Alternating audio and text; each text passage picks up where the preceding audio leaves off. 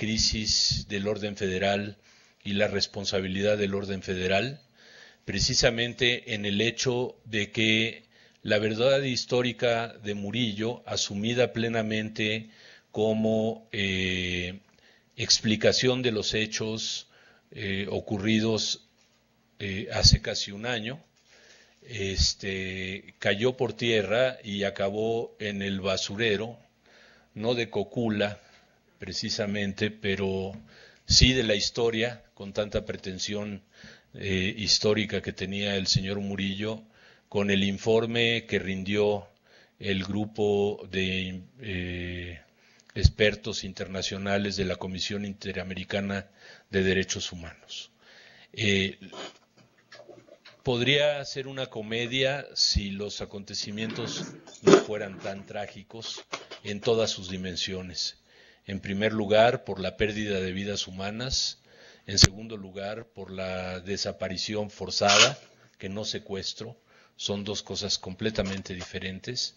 De 43 jóvenes que podrían estar aquí entre nosotros, pero que no tuvieron el derecho a decidir en dónde querían estar el día de hoy, o por lo menos parece que hasta el momento no lo han tenido.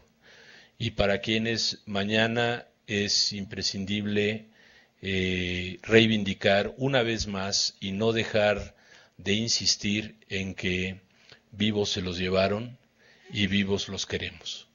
Entonces, iniciamos esta sesión desgraciadamente teniendo que repetir algo que hicimos varias veces durante el curso el año pasado, planteando esta exigencia frente al gobierno federal y planteando este recuerdo y esta reivindicación que debe permitirnos no cometer uno de los crímenes más graves, que es el de la desmemoria y el olvido. A nosotros que tenemos una responsabilidad, que es por lo menos la de mantener viva la expectativa de que estos jóvenes puedan volver a estar entre nosotros y que los responsables de estos hechos, tanto los responsables materiales de la desaparición como los responsables intelectuales de las acciones del 26 de noviembre del año pasado, de septiembre del año pasado, como los responsables del encubrimiento de las autoridades en todos los niveles de gobierno, sean juzgados y castigados como corresponde y como marca la ley. No es otra el reclamo. Vivos se los llevaron, vivos los queremos y castigo a todos los responsables. Entonces creo que en un curso como este, en un espacio como este dentro de la universidad, tenemos que comenzar necesariamente haciendo este planteamiento, ¿no? Y ojalá que mañana nos podamos encontrar en las calles de la ciudad haciendo una manifestación pública al respecto. Siempre es difícil transitar de aquí a lo que sigue, ¿verdad? Porque la vida tiene que continuar a pesar de que uno mantenga estos hechos y este tema presente todo el tiempo. Y creo que no hay mejor manera de hacerlo que en una sesión en la cual se explore el tema de la relación entre universidad y ciudadanía. Finalmente, lo que estamos reclamando es el respeto a acciones ciudadanas. Estamos ejerciendo nuestros derechos ciudadanos al exigir la aplicación de la ley. Estamos haciendo un acto ciudadano al rememorar estos acontecimientos, analizarlos y discutirlos cuando así lo hacemos. Y lo estamos haciendo, a nosotros nos toca hacerlo desde la universidad. Y es un espacio particular desde el cual hacerlo, ¿no? No digo que sea mejor o peor que otros, es diferente. Tiene sus peculiaridades.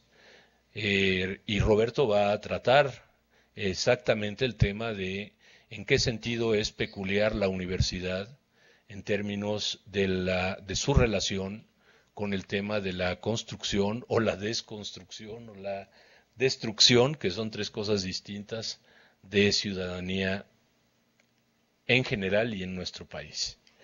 Y si el tema es afín y adecuado para ser tocado en el contexto en el que nos encontramos, la persona que va a presentar este tema realmente es excepcional en el sentido de que lo hemos presentado aquí muchas veces. Es un especialista en educación superior con una visión muy amplia del tema, ¿no? Doctor en Sociología por el Colegio de México, pero quizás más importante, egresado del CCH Naucalpan, ¿no? Porque luego de repente tendemos a olvidar parte de nuestras historias, ¿no?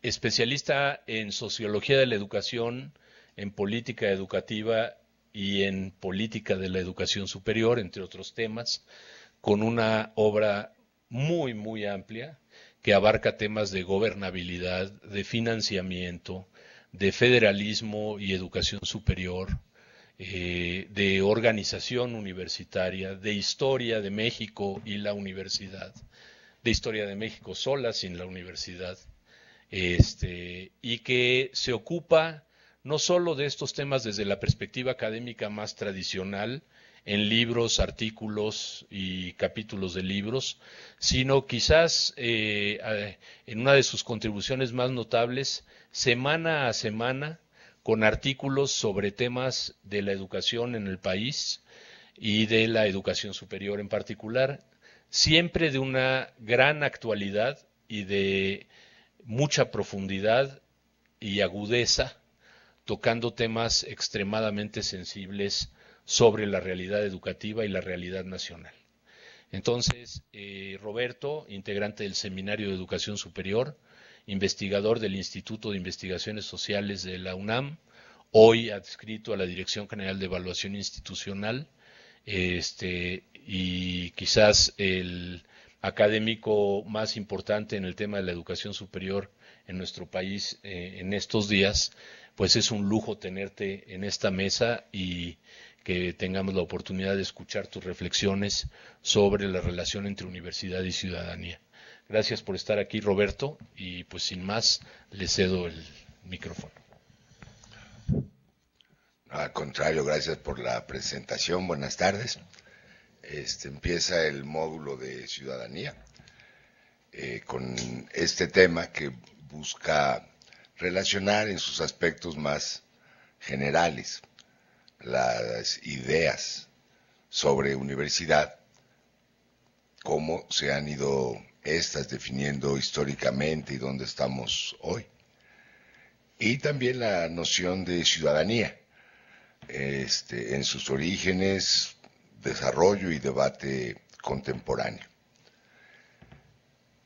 Quiere esto decir que el tema es muy amplio y imposible de abordar en todas sus particularidades y en todos sus puntos realmente críticos, su discurso histórico a profundidad. No queda más que, digamos, sentar algunas líneas generales, algunas tendencias, pero que sí nos permitirán, supongo yo, ir aprovechando mejor el resto de las presentaciones, las que están por venir, que se refieren a aspectos mucho más puntuales de este tema general. Les hago notar en primer término que la noción contemporánea actual de ciudadanía es bastante ambigua, ¿no?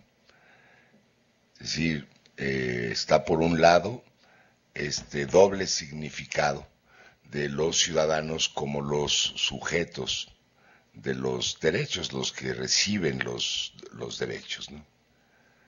De manera que son ciudadanos aquellos que en efecto pueden tener acceso a los bienes, a los servicios, a los derechos, en todo caso, a las obligaciones prescritas por la ley, ¿no? Y administradas por el Estado.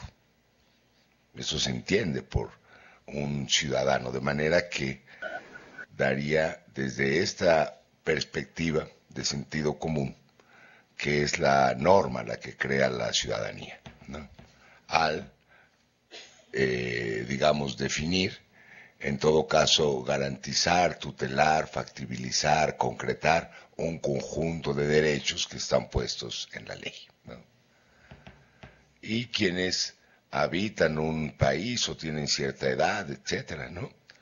Lo que hacen es disfrutar estos derechos, poderlos exigir, en su caso, ¿no? Y en el mejor de ellos, cumplir las obligaciones que también están definidas y prescritas en la ley. Esa es una, digamos, idea muy formal de lo que es ciudadano. Pero hay otra perspectiva, otra vertiente, que más bien apunta hacia las conductas de participación social de las personas, ¿no? La ciudadanía como un proceso activo de participación en hacer factible y posibilitar que los bienes y los recursos públicos, los servicios del Estado, los derechos que están planteados en ley, se hagan en efecto posibles, ¿no? Entonces es, digamos, una perspectiva de ciudadanía, entendiendo a los individuos, los grupos sociales y la sociedad en su conjunto como el agente activo y no pasivo de los derechos, ¿no? Ambas perspectivas están allí. Cuando nos referimos a ciudadanos o a ciudadanía, depende en qué contexto estamos hablando de una vertiente o de la otra, ¿no? Del disfrute de los derechos o de las perspectivas, vías e instituciones para la participación social. Entonces, primera, digamos, obstáculo para tener una definición unívoca de ciudadanía es este doble significado. Pero hay un obstáculo más, ¿no? El entender al ciudadano, a la ciudadanía, como algo distinto de lo político, ¿no?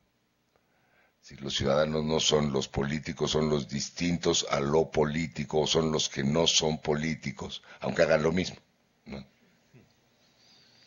Sí, porque lo que hacen los ciudadanos en el sentido de participación social no es tan distinto de lo que deberían hacer los políticos si cumplieran con su trabajo, ¿no? Es decir, hacer efectivos los derechos que están garantizados en la ley. Pero así se va entendiendo, como si las organizaciones civiles o ciudadanas fueran lo que sea, pero en primer lugar no gubernamentales, ¿no? O no políticas en ese sentido, como algo distinto, como una esfera de acción o de práctica política diferente o diferenciada de la que corresponde al Estado. Digamos, ahí la noción que es clave para identificar esta ambigüedad es una idea que también ya tiene muchos años, en realidad, como vamos a ver inmediatamente, de ahí comienza a arrancar esta noción de los derechos civiles o sociales, ¿no? La idea de control ciudadano del poder, ¿no? Es decir, las posibilidades que tienen los sujetos y el modo como actualizan, es decir, vuelven realidad estas posibilidades de ejercer control sobre el monopolio del poder público, es decir, sobre el Estado. Una de las primeras versiones, así lo han visto los historiadores, de la promoción del interés ciudadano o en este sentido, es aquella que se plasmó en la llamada Carta de Derechos en Inglaterra a finales de los 1600, ¿no? Pues de un movimiento contra digamos, la disolución del Parlamento que llevó a cabo, si no me equivoco, pero me puedo equivocar en eso, Jacobo II. En realidad fue un pacto que hizo con la Iglesia para disolver el Parlamento y asentar en Inglaterra una forma de absolutismo monárquico, ¿no? Es decir, no, el Parlamento para qué, no se necesita si es suficiente con la aplicación de la ley a cargo del poder monárquico central. Y es una reacción, ¿no?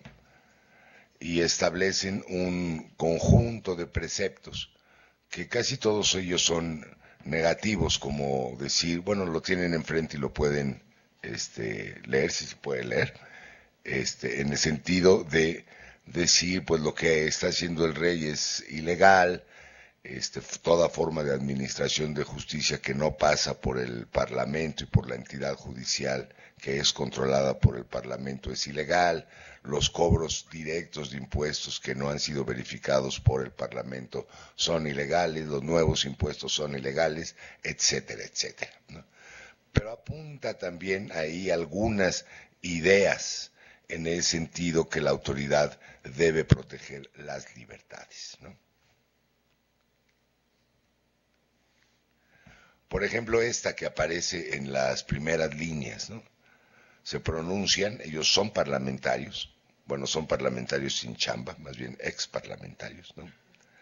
Que las libertades de expresión, discusión y actuación en el Parlamento no pueden ser juzgadas ni investigadas en otro tribunal que el Parlamento, ¿no?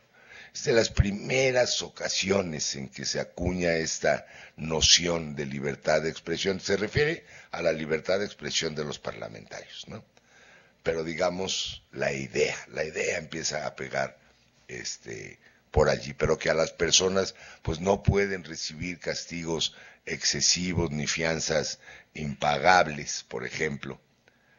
Es decir, formas que empiezan a perfilar el control ciudadano, bueno, el control de los individuos sujetos al poder, de un uso arbitrario, excesivo, del propio poder, ¿no? Entonces es una, digamos, se reconoce así como una de las primeras expresiones de esta idea. Y es la idea que finalmente va a dar cauce, junto con otras contribuciones importantes de filósofos, como Rousseau, por ejemplo, y otros más, en el sentido de la noción liberal de la sociedad, ¿no? Es decir, la propia idea de libertad como este ámbito de posibilitar la actuación de los sujetos, no solo de los individuos, ¿no? No solo de los individuos, o sea, la libertad de los individuos, pero también de los grupos, de las asociaciones, etcétera, etcétera, de poder actuar en sociedad. Actuar de muchas maneras, incluida, bueno, pero en primer lugar, la actuación económica, ¿no?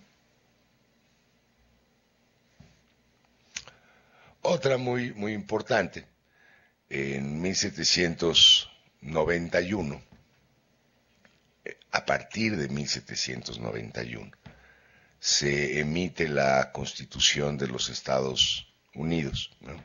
La independencia estadounidense, y se va como confeccionando una especie de anexo que son las enmiendas constitucionales. Varias de ellas ustedes las conocen, son muy famosas.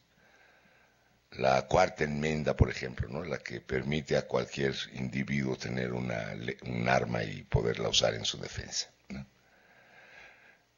Por supuesto que no vamos a decir aquí que eso esté bien o que sea correcto, etcétera, sino es una, entre otras, de las expresiones de esta resistencia, digamos, de los individuos y los grupos al monopolio del poder por el Estado.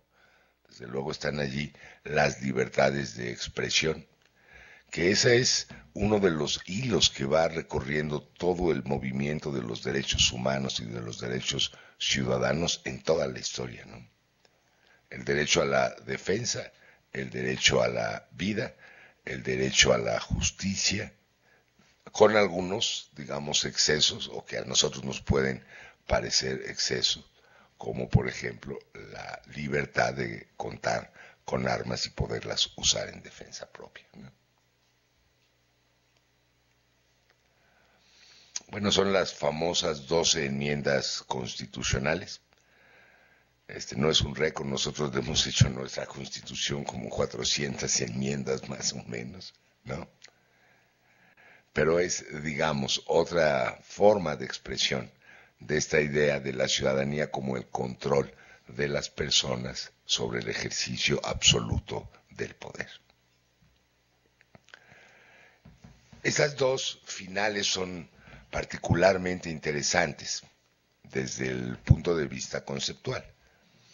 La número 11, que dice que no porque la Constitución enumera ciertos derechos, se tiene que entender que niega o menosprecia otros derechos que tiene el pueblo, ¿no? Es muy importante esta enmienda constitucional, en el sentido de que el Estado, en todo caso, no es la única concentración y fuente del derecho, ¿no? O sea, cualquier otro derecho que los ciudadanos puedan darse o construir, aunque no esté puesto en la Constitución no lo niega. La Constitución de Estados Unidos, ¿no? Nosotros hasta hace, ¿qué? 3 años, básicamente, teníamos una forma de derecho muy distinta de esta, la de derecho positivo, en el sentido en que solamente son derechos los que están puestos en la ley, nada más, ¿no? Y son los únicos que son exigibles y defendibles. Ahora vamos a ver cómo esto empezó a cambiar. Bueno, y la enmienda número 12, que nosotros sí la adaptamos hace mucho más tiempo, desde los años 30, que los poderes que la Constitución no delega a los Estados Unidos, ¿no?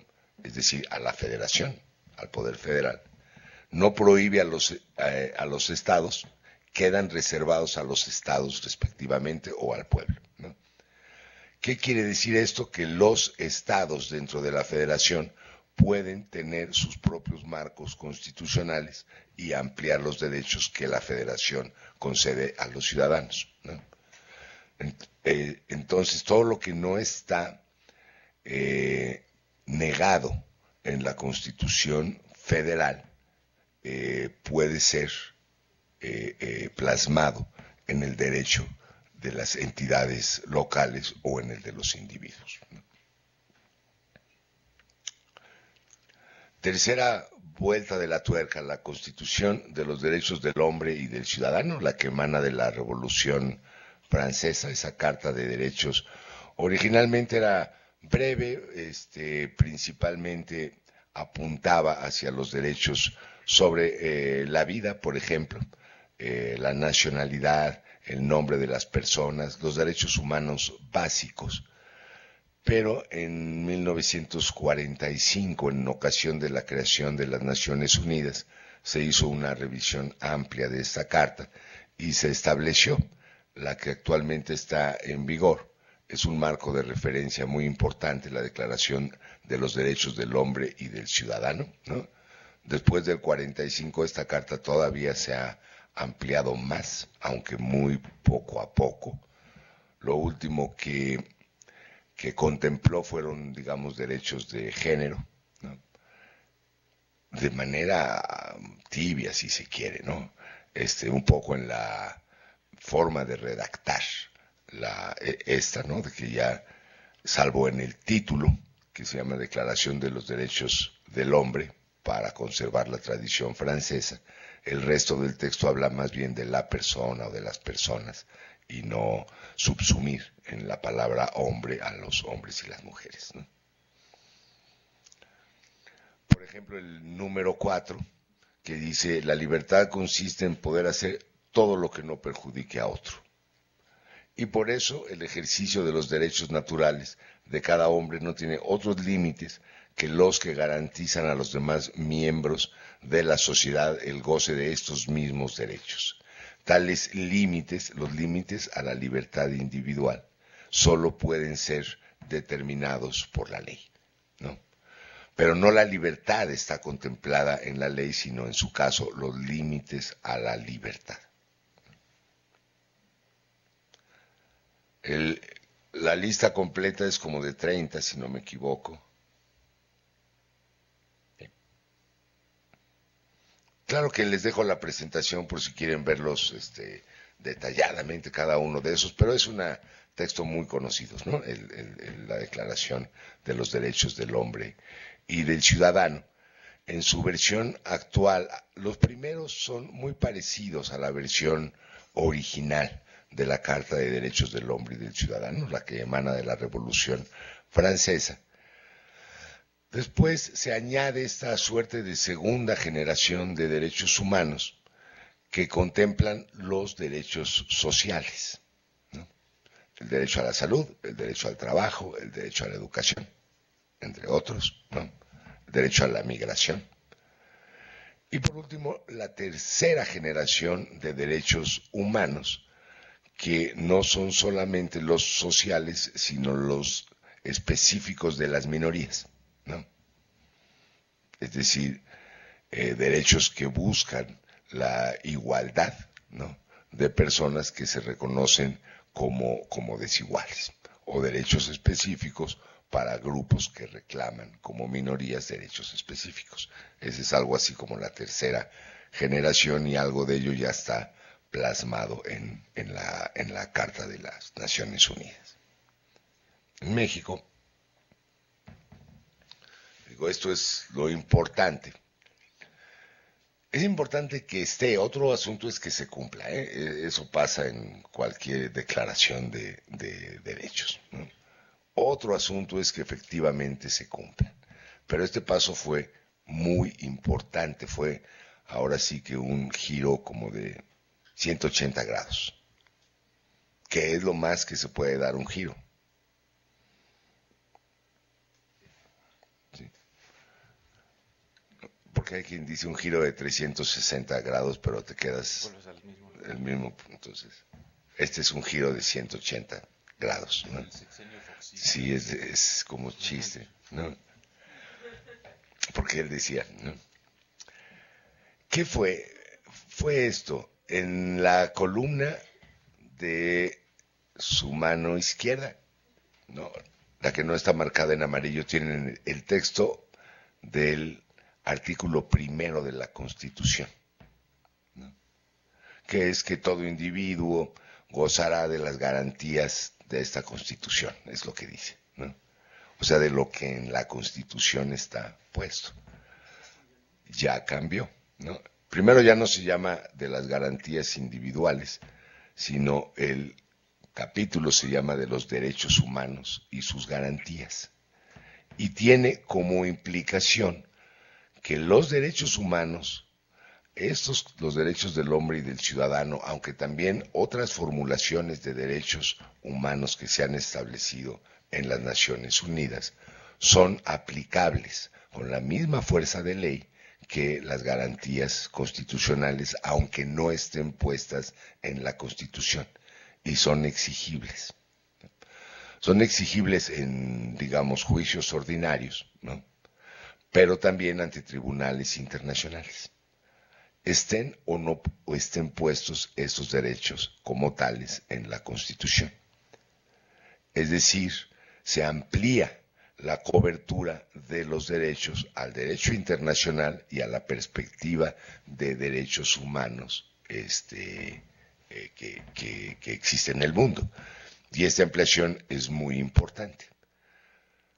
Digamos, comenzamos a notar su presencia, ¿no?, cuando superado, por ejemplo, o agotado la posibilidad de exigir un derecho en la serie de tribunales, los colegiados de circuito, los locales y los regionales, la Suprema Corte, deja de ser la Suprema Corte la última instancia de interpretación constitucional, porque puede haber en el derecho internacional una protección de ciertos actos. Ustedes lo vieron, digo, no tuvo un efecto inmediato la reclamación sobre candidaturas independientes que se hizo en la Corte Interamericana, que le dio la razón a quien interpuso la demanda, que fue Castañeda, si no me equivoco, de que él tenía derecho a, porque está protegido por el derecho humano de poder ser un candidato, por ejemplo, a la presidencia, sin formar parte de un partido, ¿no? La actualización de ese derecho dio lugar a la posibilidad de candidaturas independientes en la contienda electoral pasada, porque no se podía negar, ¿no?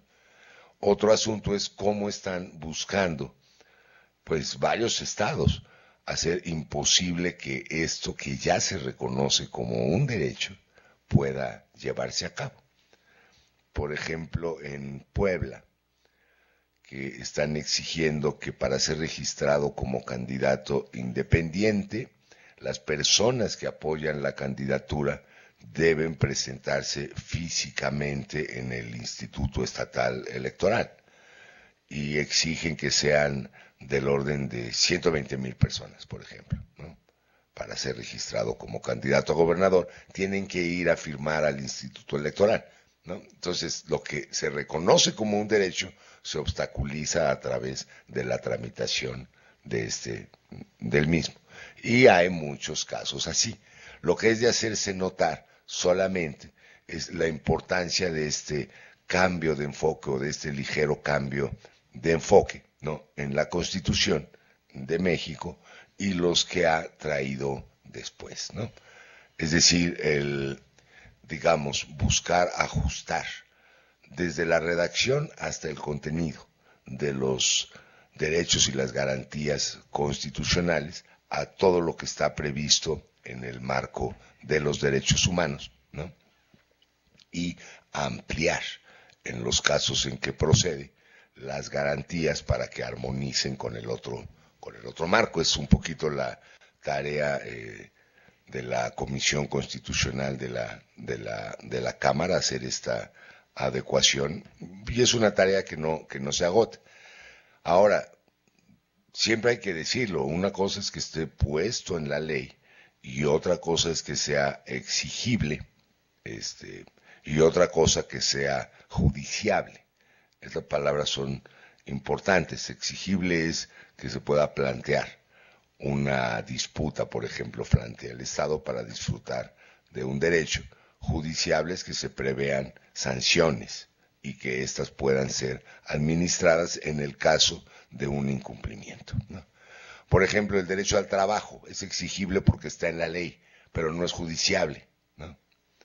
No se puede lograr que porque hay esa garantía puesta en la ley te den un trabajo específico si no tienes, ¿no?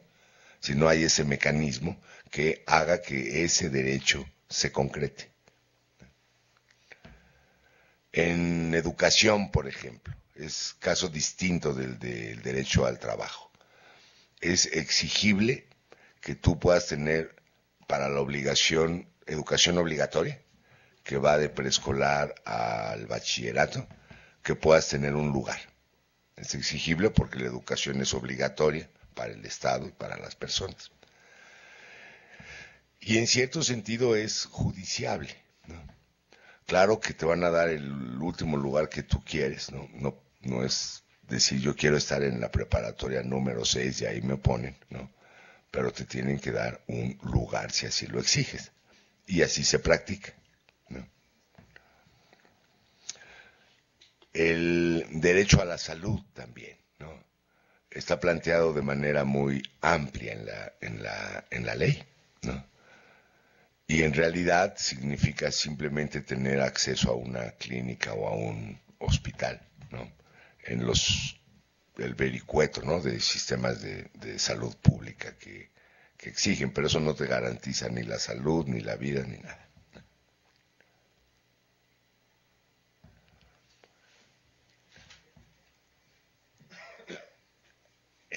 Según como muchos lo clasifican, la Constitución de México, la Constitución del 17 actualizada y que nos rige hasta la actualidad, tiene toda una parte ya que son propiamente derechos humanos, que son los de la vida, la seguridad, la protección de la persona y los juicios justos. Una parte que comienza a desarrollarse en el sentido de igualdad legal y protección contra la discriminación. Son derechos más nuevos, ¿no? En el sentido de prohibir explícitamente toda forma de discriminación, ¿no? Sí es de hacerse notar que en México se hizo una de las primeras declaraciones contra la esclavitud, la que viene en la Constitución de Apatzingán, que fue formulada en 1814 por el ejército de Morelos, ¿no? Y que establecía que toda persona, por el hecho de estar en el territorio, adquiría la condición de libre, ¿no? Por el hecho de llegar a México. Es decir, todos los esclavos quedaran fuera de la condición de esclavitud y cualquier esclavo que se trasladara a México quedaba liberado por ese solo hecho, ¿no? Ahora, la Constitución de Apatzingán, pues tampoco se aplicó mucho, que digamos, ¿no? Solo dicen los historiadores en los territorios que controlaba Vicente Guerrero. Solo ahí se aplicó, ¿no? Esta sería sustituida, ¿no?, por la Constitución Federal de 1824, que es una constitución muy, muy liberal, más parecida a una especie de combinación entre la Constitución de Estados Unidos y algo de la Constitución de 1812 aprobadas por las Cortes de Cádiz y que tuvo alguna aplicación en México. Perdonen el paréntesis, pero sí es interesante. La Constitución de España de 1812, la que fue aprobada por las Cortes de Cádiz, fue convocada para todos los territorios de la corona, es decir, los de España y los virreinatos. De México fueron varios diputados, hubo elecciones de diputados para acudir a Cádiz porque en el supuesto de que prevaleciera el imperio español, pues nos iba a afectar, ¿no?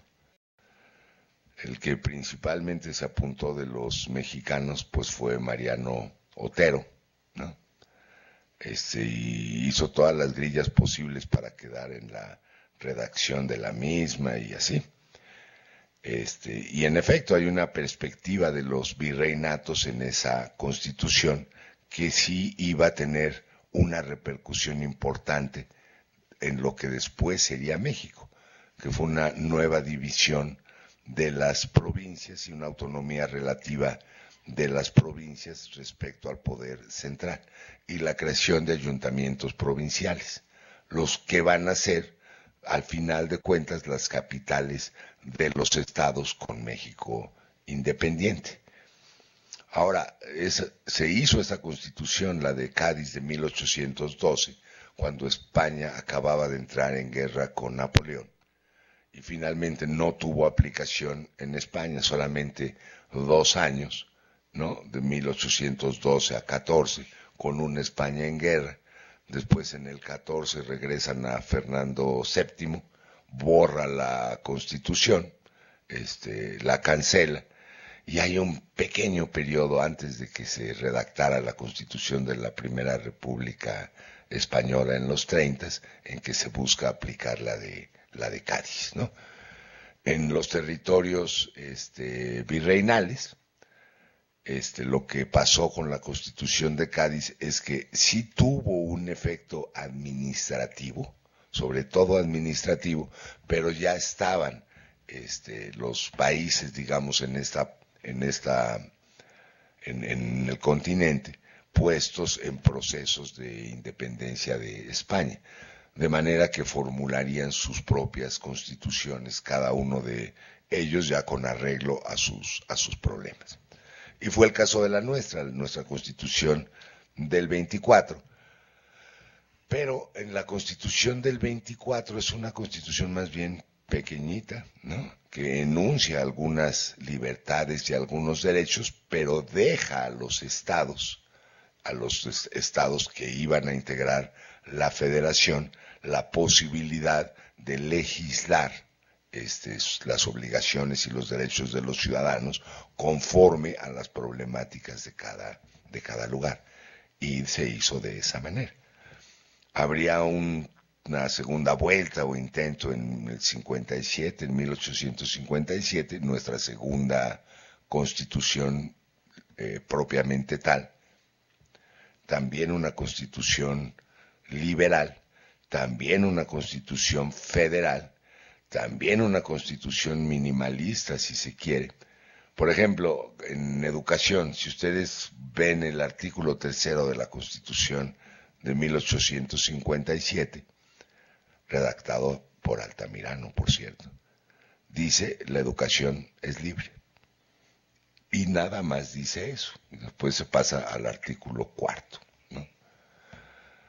Eso quería decir que la educación podía ser impartida, como iba a ser, por el Estado, por los particulares o por la Iglesia, como de hecho venía ocurriendo.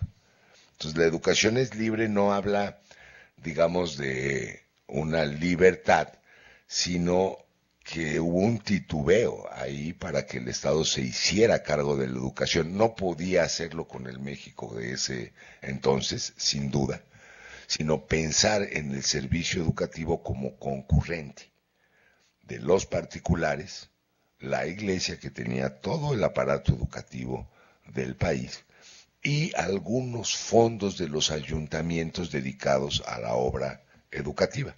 Y así se planteó.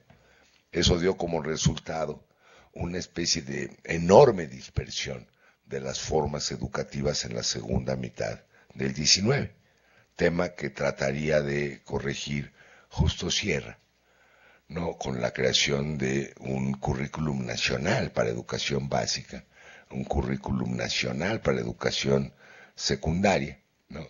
Una preparatoria nacional y una universidad nacional, ¿no?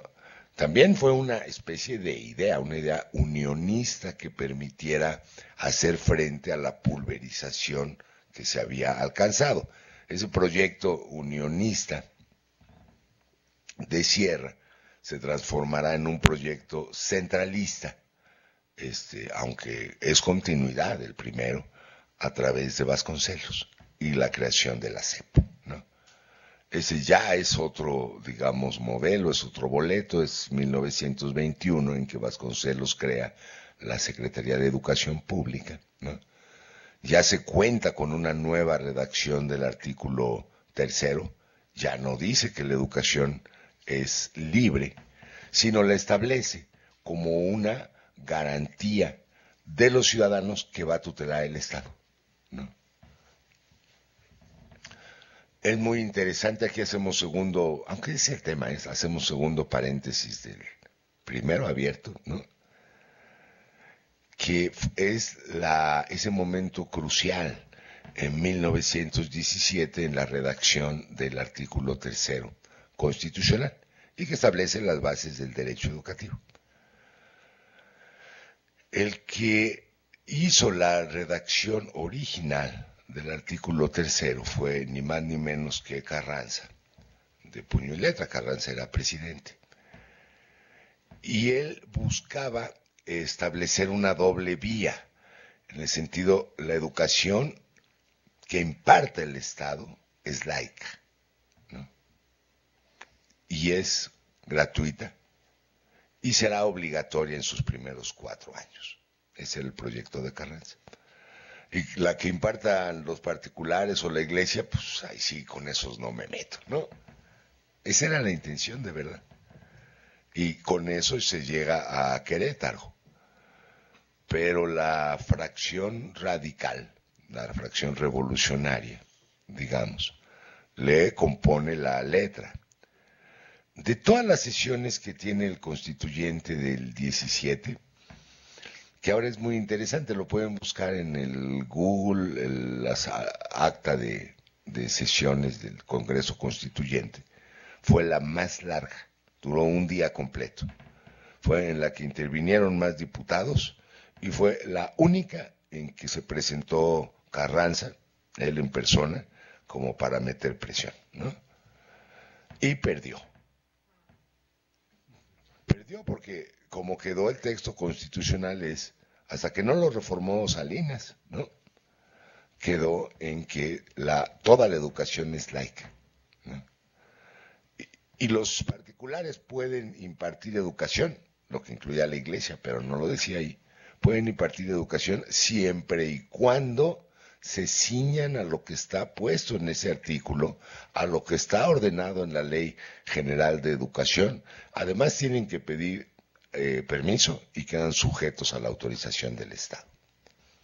Entonces, de esa forma, el Estado monopoliza, ¿no? O concentra, o hace una garantía total, depende cómo lo quieran ver, ¿no? Pero en realidad concentra, sin que eso sea un adjetivo, ¿no? Concentra toda la función educativa, ¿no?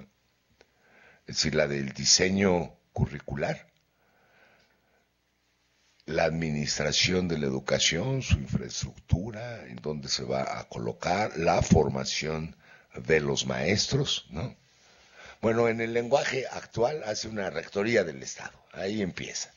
Cuando dicen la rectoría del Estado es eso, ¿no? La concentración de todas las atribuciones del derecho educativo en una sola agencia, y esa agencia es el Estado. Y así quedó, ¿no? Si uno, y lo remacharon con una cuestión adicional, que el Ministerio de Educación, en México no hay ministerios sino secretarías, por supuesto, ¿no? Es decir, porque es un régimen presidencial. Es decir, el ministerio, en las distintas variantes de administración pública, tiene cierta autonomía del presidente, ¿no? Pues un ministro. El secretario no tiene ninguna. El secretario es un operador de la presidencia, ¿no? Es el secretario. Es secretario del presidente, ¿no? Entonces, la Secretaría de Educación que nosotros construimos, le pusimos el apellido de Pública. ¿Se fijan, no? A nosotros nos suena totalmente natural. A un no mexicano le suena totalmente raro, le suena totalmente raro. En cualquier otro país se llama Secretaría de Educación. Y párale de contar. Como tenemos Secretaría del Trabajo o Secretaría de Hacienda, ¿no? Pero Pública es una cosa muy, muy mexicana. En Estados Unidos ni siquiera se llama Secretaría, Departamento de Educación. Igual que en Inglaterra, Departamento de Educación, o Ministerio de Educación, o Ministerio de Educación, Salud, Deporte, Cultura, o de Educación y Ciencia y Tecnología. Pero Educación Pública aquí. Y en Costa Rica, ahí le pusieron Ministerio de Educación Pública, pero como que nos copiaron así, sin saber muy bien por qué, ¿no? Pero fue por esta especie de idea de monopolizar el derecho educativo en una entidad de ese carácter. Y hay una segunda cuestión, que a nosotros nos pasa muchas veces inadvertida.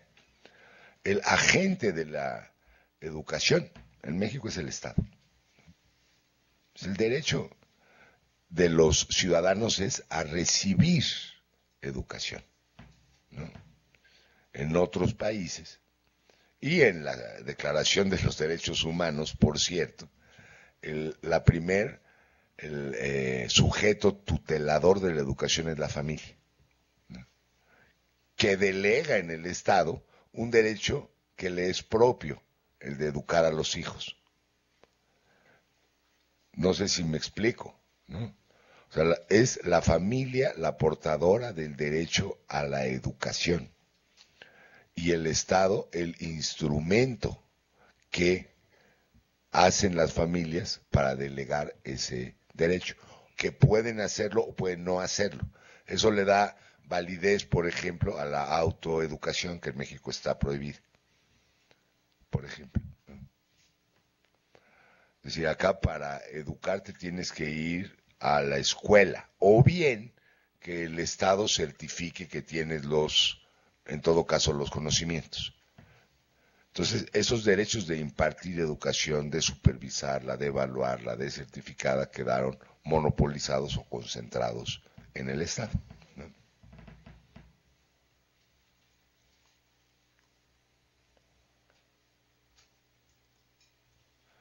Ahí vienen todos los demás, ¿no? Pero sí, me puedo ir por muchos lados en ese sentido.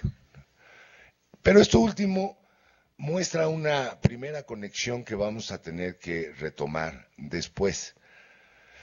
Entendida a la educación y a sus instituciones desde el punto de vista de agencias que en todo caso pueden facilitar, posibilitar uno de los derechos humanos fundamentales, como es la educación, esa es una primera, digamos, intersección, ¿no?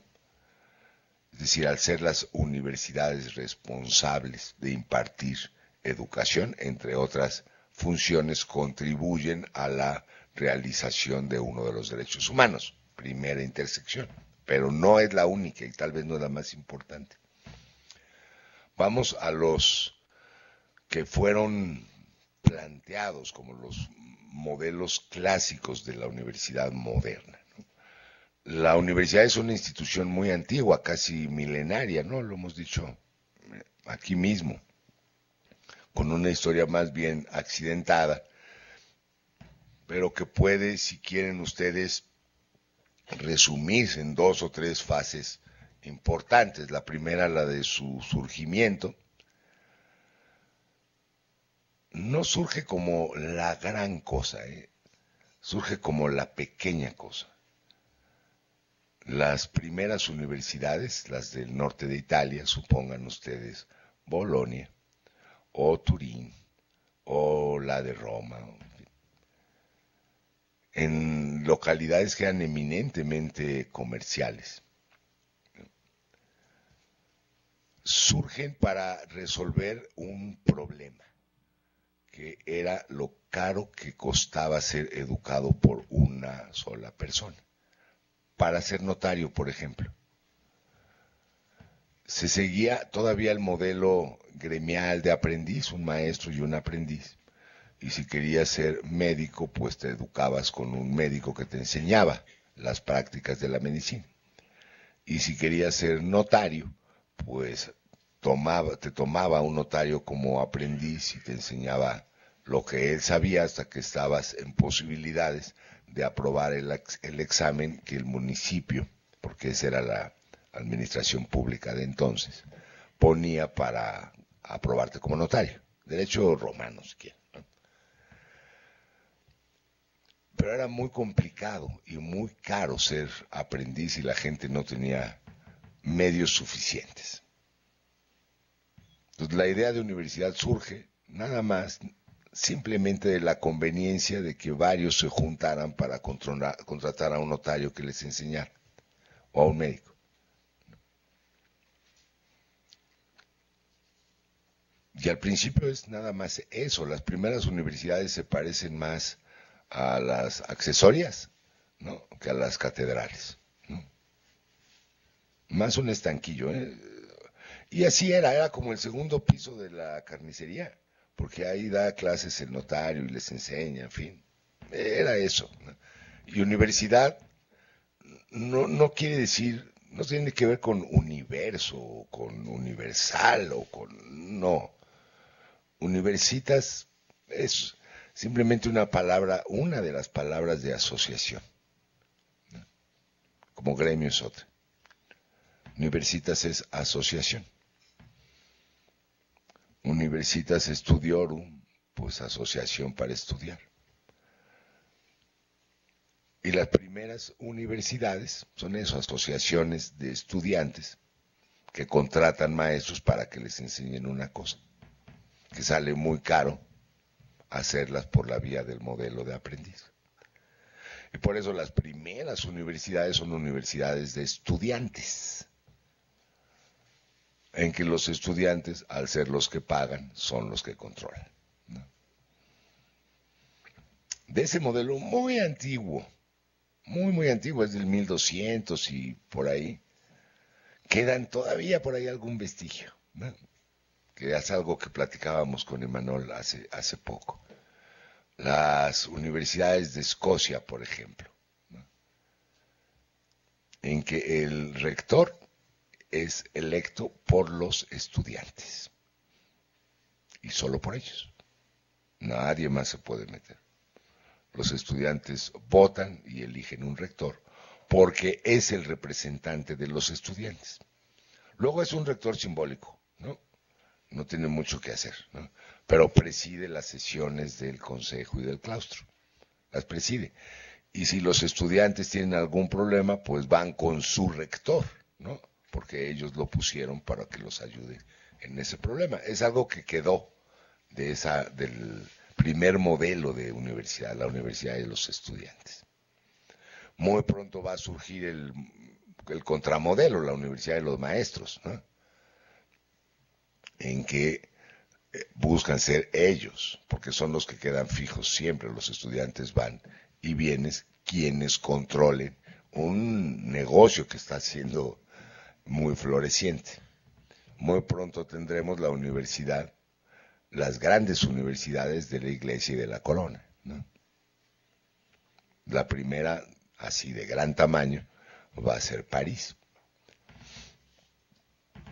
Y como suele ocurrir en la dinámica de la historia, de un problema con los estudiantes en París, se van los principales estudiantes y maestros, hacen una migración hacia algo que está empezando a construirse, que es Oxford. Fue un pleito cantinero ese, ¿eh? Literalmente. Había un lugar que les vendía vino a los estudiantes y a los maestros, ¿no? Y una taberna. Y les empezaron a dar vino con agua, ¿no? Y armaron un super pleitazo, ¿no? Con violencia y toda la cosa. Llegaron los alguaciles, tomaron presos a los estudiantes y maestros que estaban en la trifulca y empezó, ya saben, ¿no? Libertad de presos políticos, ¿no? O su equivalente, pues, estamos hablando de París 1200, ¿no? Y no aguantaron y dijeron, sí, no, entonces nos vamos. Y se fueron la mayoría. Después tuvo que arreglar el alcalde de París con el rector de la Universidad de París que tuvieran privilegios los estudiantes para no ser juzgados por la justicia ordinaria. Pero de esa migración, si no se creó, sí aumentó muy notablemente la cantidad y calidad del otro proyecto, el proyecto de Oxford-Cambridge. De eso está lleno la historia de las universidades, conflictos que crean instituciones que crean conflictos, más o menos. Ahora, cuando ese modelo de universidad, la que está ligada a la aristocracia o que está ligada a la iglesia, a cualquiera de las iglesias, a las protestantes o a las católicas, comienza a ser crisis en el siglo XIX y estuvo a punto de desaparecer. No nada más en México se clausuró, pero el caso de México no es único. Estaba pasando lo mismo en los principales países europeos. Fue una crisis que se debió a tres cosas, que ahora están volviendo a pasar, por cierto. La primera, a una especie de saturación. Es decir, los egresados universitarios ya no tenían acceso a las chambas que antes tenían, ¿no? Ni en la administración pública, por ejemplo, ni tampoco en la administración eclesiástica. Originalmente el tener un título de doctor de la universidad te aseguraba un obispado, pero el número de obispados es limitado. Entonces al segundo nivel y después al tercer nivel y después ¿para qué estudio tanto si me van a poner de diácono? Esa historia que ustedes están viendo ahora, ¿no? Un problema de credencialismo, ¿no? Muchos egresados para pocos puestos. Ese fue el primer asunto. El segundo asunto fue que una nueva manera de conocimiento llamada la ciencia no había podido entrar a la universidad, se cultivaba fuera de ella, ¿no? Era un tema para las universidades, tan persinadas, ¿no? Muy diabólico, ¿no? Ahora nos parece curioso si quieren, ¿no? Pero por ejemplo, para que las universidades aceptaran la enseñanza de cirugía fueron, no voy a decir siglos, pero sí décadas. Abrir el cuerpo humano, ¿cómo, ¿no? Y si se escapa el alma, ese asunto no lo tenía muy resuelto la teología, ¿eh? ¿Qué es lo que va a ocurrir? Que la profanación, ¿no? De los sepulcros, por ejemplo. Ustedes conocen esa cosa, y si Da Vinci, no sé qué. Bueno. Exacto, ¿y qué le va a pasar al que lo abre? Y los químicos, no, pues esos están más cerca de la brujería que de otra cosa. Y los astrónomos y el asunto de los horóscopos, está muy pegado, digamos, a las prácticas de ese tipo mágicas y, en fin, los primeros esbozos del pensamiento científico. Y la ciencia se va a abrir su propio camino en otros lugares y no en la universidad, ¿no? Y pasó lo mismo con el pensamiento humanista, ¿no? Esa idea del humanismo, del hombre en el centro de, digamos, el pensamiento y la vida, no, para la iglesia no es muy fácil, ¿no? No, en el centro está Dios como que el hombre, ¿no?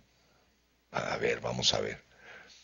Entonces, lo que ahora concebimos como los dos pilares, ¿verdad?, de la institución universitaria, la ciencia y el humanismo, fueron, digamos, construcciones muy tardías de esas instituciones.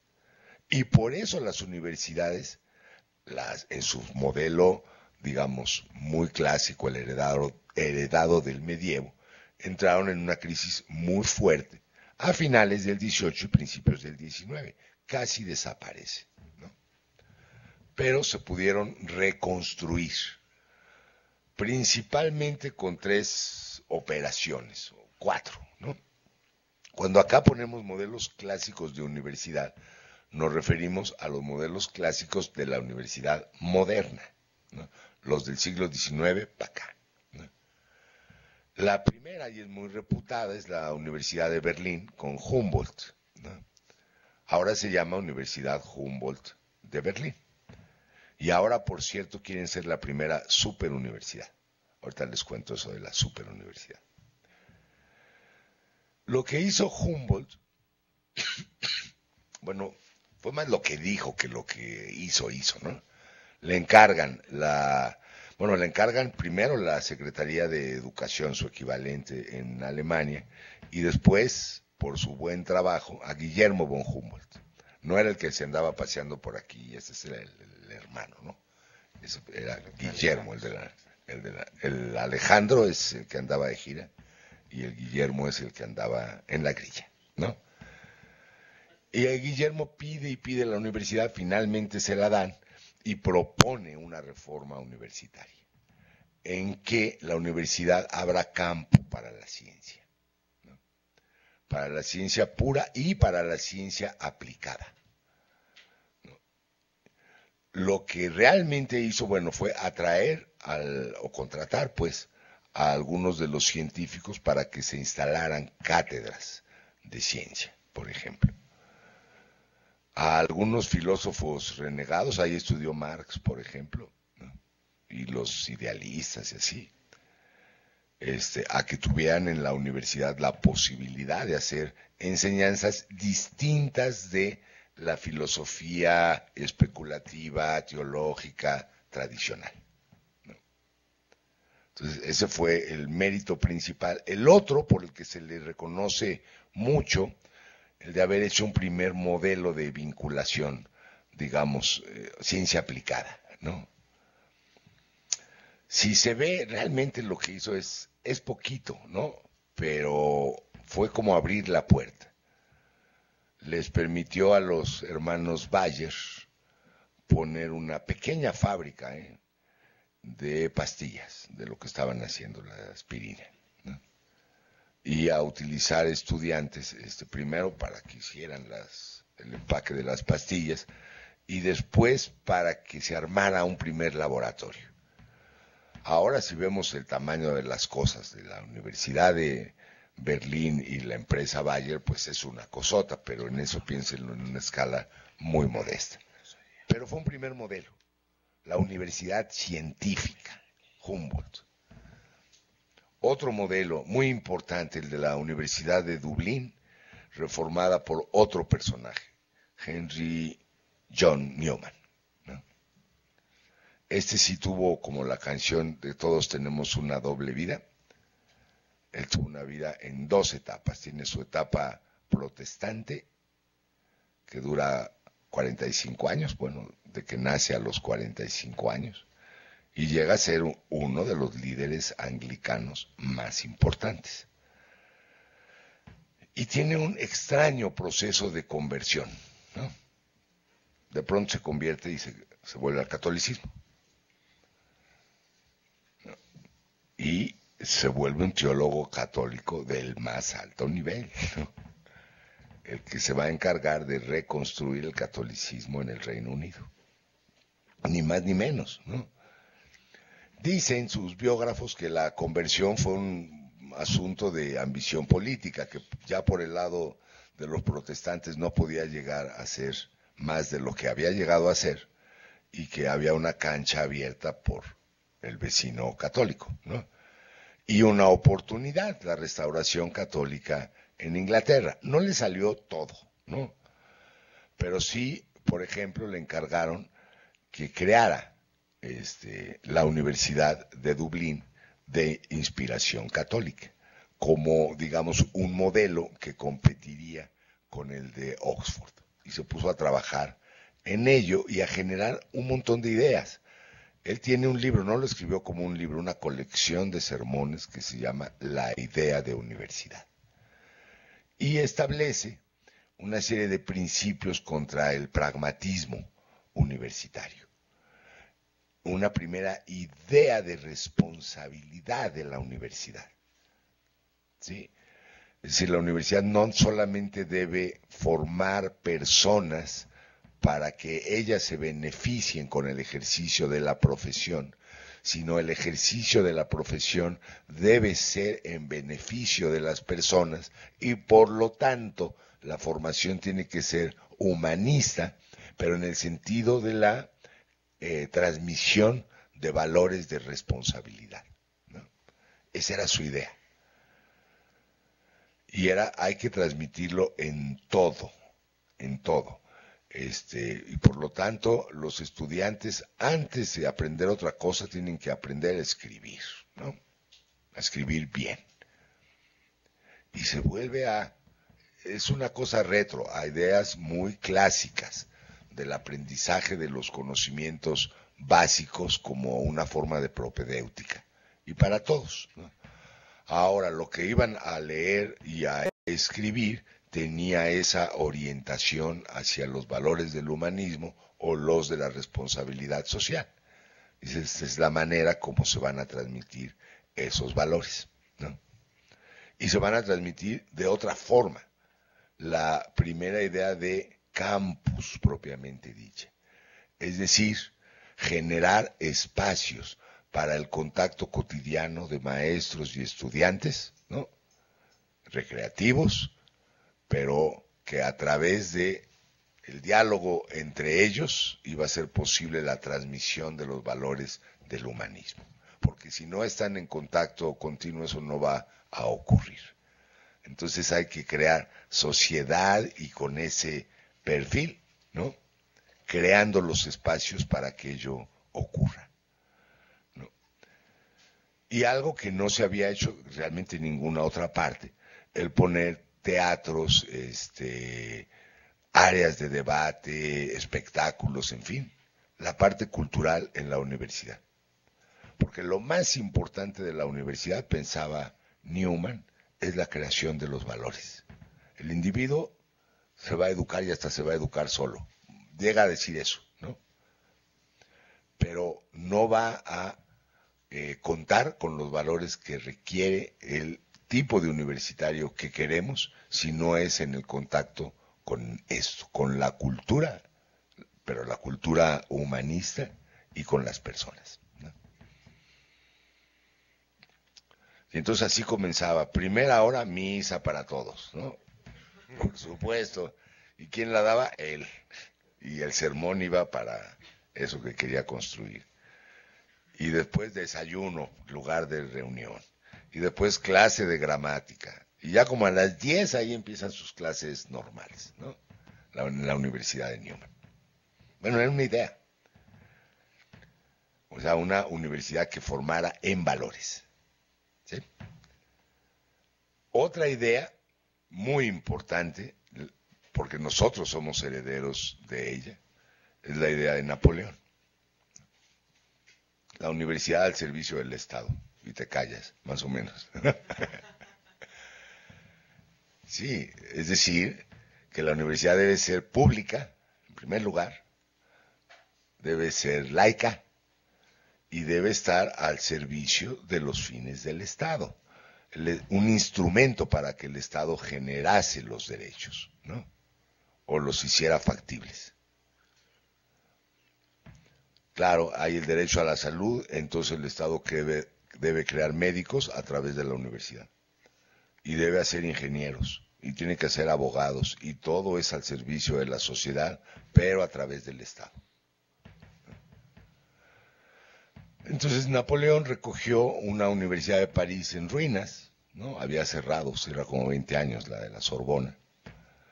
Y con el resto de las instituciones de educación superior que existían, el Instituto Pedagógico, la Universidad de las Fuerzas Armadas se llamaba Instituto de la Armada, ¿no? Así, del Armé.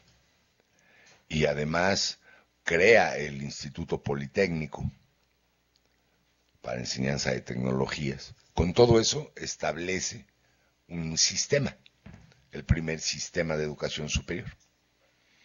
Y a eso primero le llaman la Universidad Imperial, ¿no?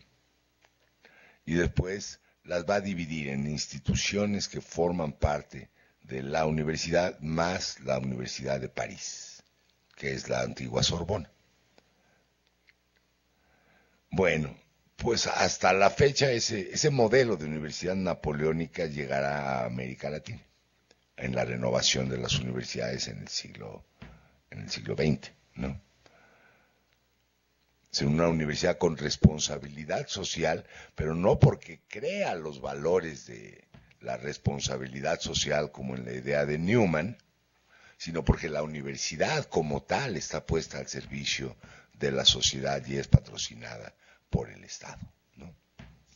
Modelo estatista. Y también la idea de universidad central. En América Latina todavía varias se llaman así, Universidad Central de Venezuela, Universidad Central de esto, o Universidad Nacional, como nosotros. Y que no se concibe si no es para cumplir una misión de derecho social.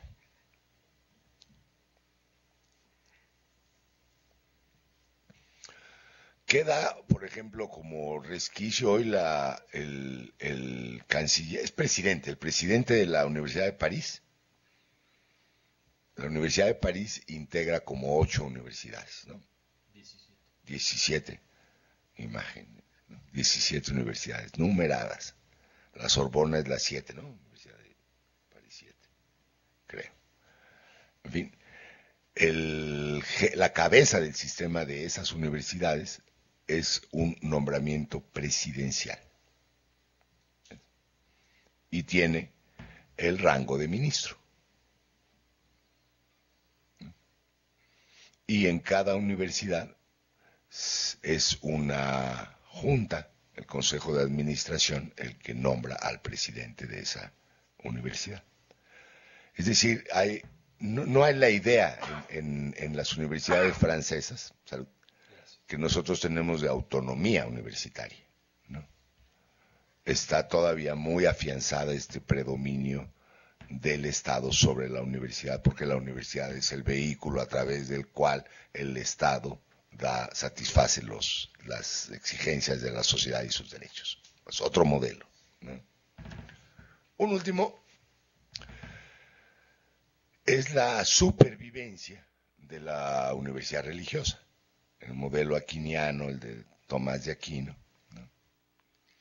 Y que se plasma, por ejemplo, en las universidades pontificias que quedan. Son como 60 pontificias. La nuestra lo fue y ya no lo es, ¿verdad? Pero prevalecen como 60. Aunque el modelo de universidad pontificia se replica con variantes en un conjunto mucho más amplio de universidades católicas en el mundo, ¿no? Que son abierta o veladamente católicas, pueden tenerlo en su nombre o no tenerlo. Universidad Católica de Chile, pues dice católica y no hay como perderse, ¿no? Universidad Iberoamericana, pues solo que seas despistado, ¿no? Te pierdes, aunque no dice ahí católica ni mucho menos, ¿no?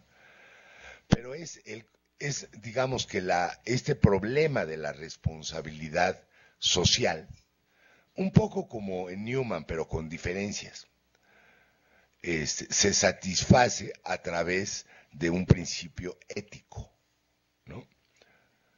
Si notan la diferencia en la Universidad Napoleónica, la universidad como tal es responsable, ¿no? La Universidad Católica, a través de la formación de valores humanistas o de valores éticos, la ética de las profesiones, ¿no? Cómo satisface el problema de la responsabilidad social, ¿no? Son, digamos, dos modelos y tienen implicaciones de todo tipo, en el currículum, en el control de la docencia y de los docentes, etcétera.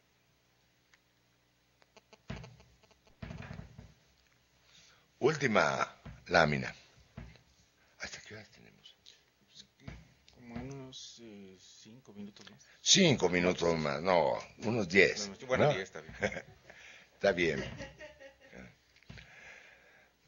Porque es, bueno, difícil explicar el desenvolvimiento de la institución universitaria en el siglo XX, que es su época de mayor crecimiento, ¿no?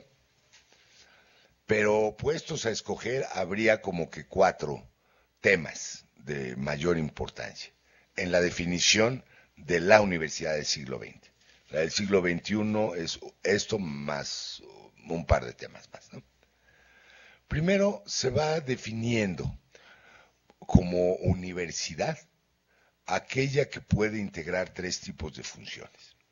La función de investigación como generación de conocimientos, herencia de la Universidad Humboldtiana, decíamos. La función docente como la formación de profesionales y de científicos, un poco en el modelo napoleónico. Y distintas maneras de proyección social, la llamada tercera función, ¿no? O sea, además de enseñar y hacer investigación, hacen otras cosas, tales como extensión, como difusión de la ciencia y la cultura, ahora también se dice vinculación, sin medios institucionales de responsabilidad social, ¿no? A través de una función. Nunca está perfectamente definida, pero no cualquier universidad grande busca pegar en esta tercera. La problemática o el tema de reflexión importante, sobre todo en el campo de la relación entre universidad y ciudadanía, es cómo se articulan estas 3 funciones, ¿no? Si en efecto la investigación nutre una docencia de más calidad, si la docencia en efecto genera recursos para la generación de conocimientos a través de la investigación y si esas funciones tienen expresión o no en tareas de proyección social. A eso en México le encontramos una buena o interesante solución, también muy a la mexicana, la del servicio profesional obligatorio. Esta viene... Servicio social. Social, perdón. Este viene de la época de Cárdenas, ¿no? Y era como un trueque, una cosa por otra, ¿no? el Estado va a apoyar a las universidades, esa era la idea de Cárdenas, pero los que salen de las universidades algo tienen que hacer, ¿verdad? Y esa es la idea del servicio social, ¿no? Se ha cumplido muy bien en algunas profesiones, o sea, en medicina pues es indudable, ¿no? En otras te ponen a sacar fotocopias y ya con eso, ¿no? Pero digamos, esa fue, sí, la idea que teníamos de hacer un sistema de proyección social, no muy lograda, por cierto. Bueno, segundo gran tema, el tema del control institucional, ¿no? Acá en América Latina de la autonomía, la fórmula de autonomía se convierte en el siglo XX como predominante para las universidades públicas. Pero hay también, no solo en las universidades, sino en el resto de las instituciones de educación superior pública, el asunto de la dependencia del Estado, ¿no? A través de distintas instituciones del Estado. En nuestro caso, la SEP o la Coordinación de Universidades Tecnológicas o de Institutos Tecnológicos que vuelven hacia modelos de centralización del currículum o de distribución de los recursos. La pedagógica, por ejemplo, es el mismo modelo de dependencia estatal y el Politécnico con sus con matices importantes, pero formalmente es una institución que depende del Estado. Relaciones con la empresa, no solamente en el sentido de universidades privadas, sino en el mundo y en México también. La empresa a lo largo del siglo XX se convierte en un agente importante en la definición del perfil de las universidades, ¿no? No solamente porque patrocinen instituciones de manera altruista, sino porque las universidades son interesantes en el sentido de formación de capital humano, pero también en el sentido de instancias que pueden contribuir a fines empresariales a través de la investigación aplicada y la tecnología, ¿no? Entonces la empresa tiene una presencia creciente y comienza a tenerla también en instituciones públicas, ¿no? A través de distintas maneras. El tercer tema es el que tiene que ver con formas de gobierno y está relacionado con el anterior, con el control institucional. Las formas de administración profesional centralizada, las formas de gobierno académico colegiado y otros modelos de gobernanza, ¿no? Digamos, han seguido una tendencia hacia la coexistencia, si quieren, ¿no? Es decir, hoy algún autor, que Imanol me va a acordar quién es, le llama esto acoplamiento laxo. ¿No? Instituciones flojamente acopladas, dicen, porque tienen formas de gobierno distribuidas de manera distinta. Originalmente, esas universidades de las más antiguas, todas tenían formas de gobierno colegiado, a través de claustros, por ejemplo. Las decisiones las tomaba el conjunto de los maestros o una combinación entre maestros y alumnos y debatían y llegaban a una conclusión, ¿no? Una alternativa a ello es la administración profesional centralizada, la autoridad unipersonal.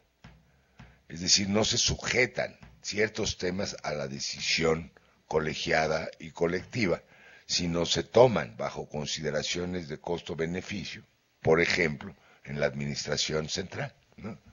En la rectoría y los secretarios del rector y el staff, por ejemplo, porque o son asuntos delicados o pueden ser asuntos controvertidos o requieren, en efecto, de una administración que se rija bajo los principios de la eficiencia y no bajo los del consenso, ¿no? Entonces, bueno, hay universidades las privadas, ¿no?, que se administran básicamente así, como una empresa. Pero en las públicas y también en algunas privadas, lo que hay es la coexistencia del modelo colegiado, que a través de la interlocución de los actores busca consensos, ¿no? Y el modelo de administración empresarial, digamos, o profesional. Coexisten, están los dos. El problema es que uno suele subordinar a otro y la relación se invierte. A ver, la administración centralizada suele tener más poder y más recursos, ¿no? Es como decimos, son decisiones que vienen de arriba, ¿verdad? Y la autoridad colegiada se encarga más bien de interpretar y distribuir la línea que viene de arriba, por ejemplo.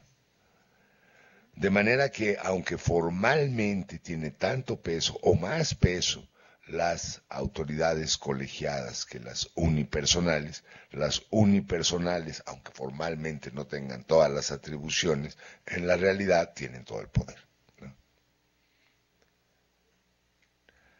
Esto ha buscado abrirse a través de nuevos modelos de gobernanza, les llaman así, que implica acotar mejor el ámbito de las decisiones de las autoridades colegiadas y de las autoridades unipersonales, lo que da lugar a algo que por lo menos en México no hemos explorado mucho, en otras universidades del mundo sí, que una institución autónoma como esta posibilite la autonomía de sus partes, ¿no? Por ejemplo, es decir, que la Facultad de Ingeniería, ¿no?, tenga su gobierno interior, haga sus planes de estudio y no tenga que pasar por la estructura centralizada, tenga un presupuesto que pueda distribuir el director como convenga a la facultad, ¿no?, y no esté subordinada a una administración central, por ejemplo, ¿no? O sea, una combinación más sana de administración profesional y gobierno colegiado, para que la primera no subordine a la segunda, requiere dosis crecientes de autonomía de las partes que son gobernadas por la autoridad colegiada. Eso es lo que quería decir. Último, el gran debate, a finales del siglo XX y hasta hoy. ¿Para qué es la universidad? ¿Para la formación de élites o debe ser un bien público? ¿No? ¿Educación superior para todos o solo para unos cuantos? ¿No?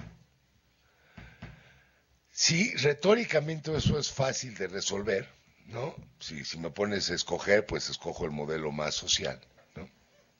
Puesto a escoger. La práctica no es tan así, ¿no? Es decir, si la universidad quiere seguir siendo un vehículo de los privilegios, ¿no? Son privilegios porque no los tienen todos, económicos, políticos o sociales, tiende a segmentarse.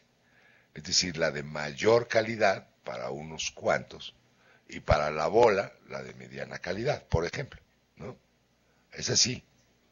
O escuelas privadas carísimas, pero que te garantizan colocación en el mundo del trabajo, ¿no? Entonces, este es un problema que todavía no tiene una solución sencilla. ¿Cómo pueden llegar a coexistir dos fórmulas tan diferenciadas de enfoque social de la institución?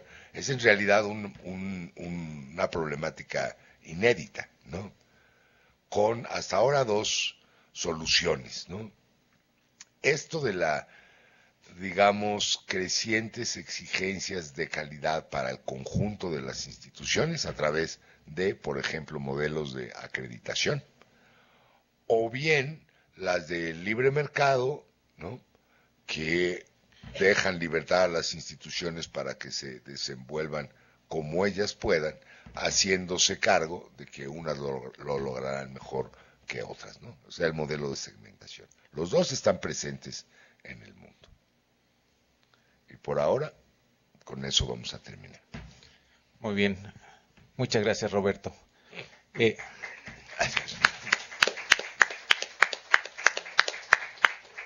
Bueno, vamos entonces a tomar un receso de unos 15-20 minutos y les pedimos a quienes nos siguen en las sedes a distancia que por favor nos manden sus preguntas. Bueno, entonces regresamos entre 7 y 5, por favor. Un cafecito. ¿Qué pasó, Xochitl? Y la ciudadanía. Se explicó antes. El link lo tienen que armar en la cabeza. Ya llegaron 2 preguntas. Esa del Estado de México. A ver, BUAP de Puebla. Preguntan antes de que hables. Pues está re bien. Ya las traían desde Para el panel de ponentes. antes.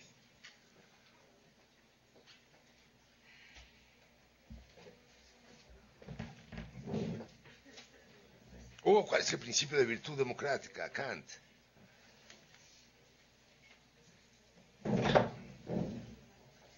Es igual.